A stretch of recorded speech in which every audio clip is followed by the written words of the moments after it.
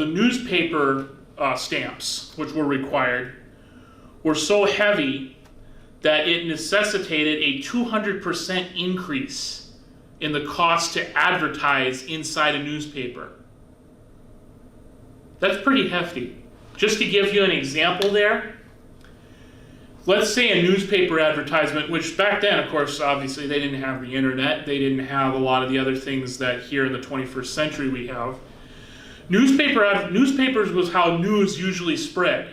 And so if you wanted to get news about your business or something you were selling out, you had to put an advertisement in the newspaper.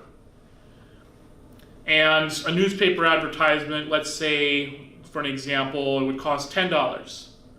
Put an advertisement in the newspaper to get the news out about your product or your item or whatever, or your business.